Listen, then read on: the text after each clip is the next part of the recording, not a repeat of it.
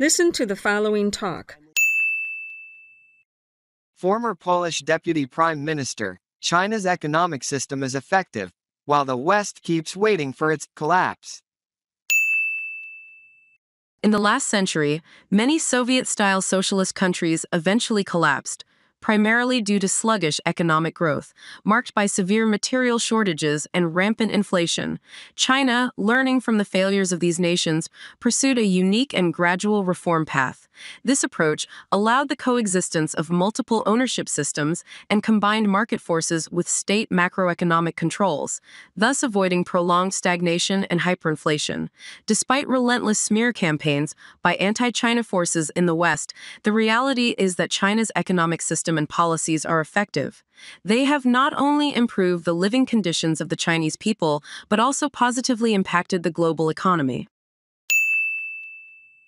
A vision for the future.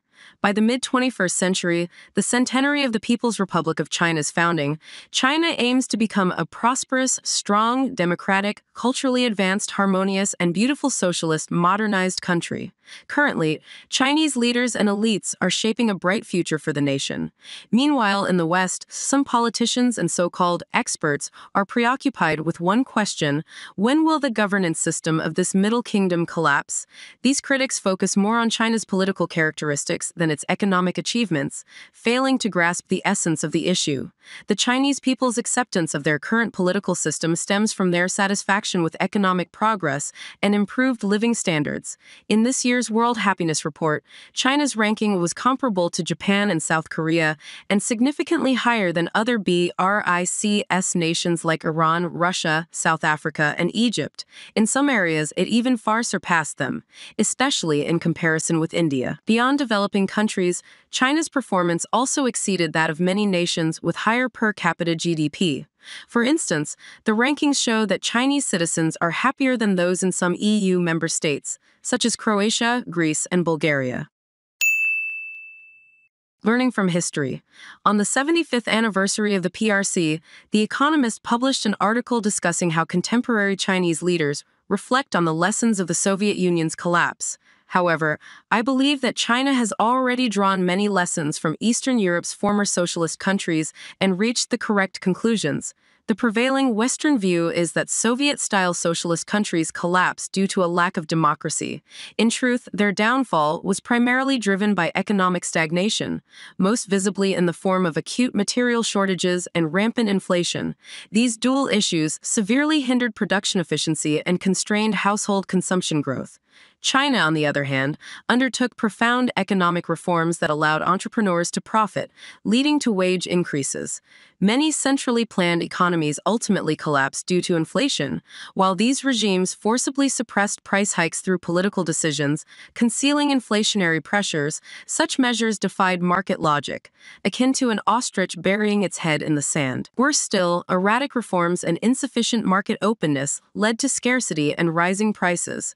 I call this phenomenon shortage inflation syndrome, where goods become increasingly expensive but are not always readily available. The Chinese experience. In contrast, China's gradual reforms and prudent policies helped it escape the nightmare of a shortage economy, avoiding prolonged recessions and hyperinflation. The elimination of shortages progressed in tandem with economic growth, while inflation associated with price liberalization remained low over the long term. From 1990 to 1993, China's Consumer Price Index, CPI, increased from 3.1% to 14.7%, while GDP growth accelerated from 3.8% to 14.2%.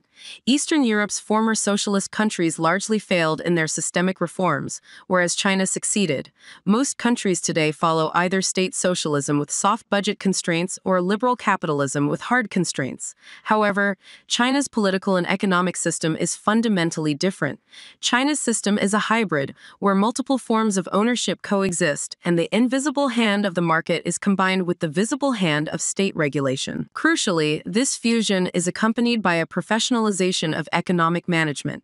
Practice has proven that this system and its policies are effective.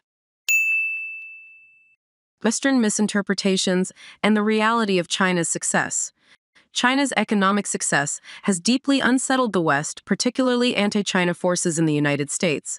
They have fiercely criticized China, even manipulating statistics by using price factors to undermine its achievements. They claim that China's GDP has been declining relative to the U.S., dropping from about 75% of the U.S. level in 2021 to 65% today. The Economist, October 19th.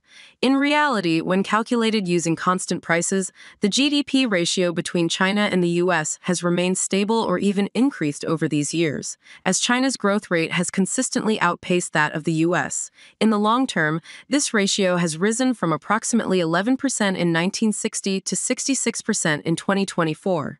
Furthermore, since 2016, China's GDP measured by purchasing power parity, PPP, has surpassed that of the U.S. and is now 26.6% higher. China's economic development path should be lauded rather than criticized. It has not only improved the lives of hundreds of millions of Chinese people, but also contributed significantly to the development of other regions worldwide. This content is just an example for learning English. Thank you for watching. This is a VTP channel. How do you feel about this video? Please leave a comment below.